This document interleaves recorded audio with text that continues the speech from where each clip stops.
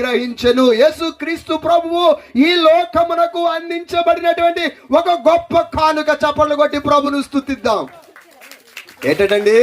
యేసుక్రీస్తు ప్రభువు ఈ లోకమునకు అందించబడినటువంటి ఒక గొప్ప కానుక. ఈవేళ అక్కడ మనం చూస్తా ఉన్నాం, అనేక మంది కానుకలు తెచ్చి మరి ప్రభువుకి అర్పించారు, దేవుని పరిచర్ను ప్రోత్సహిస్తా ఉన్నారు. అలాగ అర్పించిన ప్రతి చేతిని దేవుడు దీవించాలని నేను ప్రార్థిస్తా ఉన్నాను. ఆ కానుకల కంటే, నువ్వు ఇక్కడ ఇచ్చినటువంటి గిఫ్టుల కంటే, ఇక్కడ ఇవ్వబడిన ఆ యొక్క చీరల కంటే, ఇక్కడ ఇవ్వబడిన దుప్పళ్ళ కంటే కూడా ఒక ఉత్తమమైన కానుకను నువ్వు ప్రభువుకి ఇవ్వగలవు. ఏమి ఇవ్వగలవు నువ్వు ప్రభువుకి? ఏమి ఇవ్వగలనండి అయ్యగారు? నేను కొండ మొదల్లో ఉంటున్నాను, కొండ ప్రాంతాల్లో ఉంటున్నాను, నేను ఏమి ఇవ్వగలను? నాకు ఒక చిన్న ఇల్లు ఉంది, ఒక చిన్న బండి ఉంది, కొంత ధనం ఉంది. ఏమిచ్చి ప్రభువుని నేను స్తుతించగలను?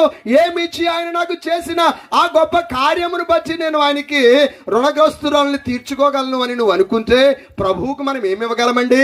భూమి ఆయింది, ఆకాశం ఆయింది, సమస్తము ఆయిందే. సూర్యుడు అయిన వాడు, చంద్రుడు అయిన వాడు, భూమిలో ఉన్న ఖనిజాలు అయినవి, సముద్రం అయింది, సమస్తము అయిందే. ఏమి మనము ప్రభువుకి ఇవ్వగలం? ఏమి ఇవ్వగలం? రాజుగారికి మనం ఏమి ఇవ్వగలమండి?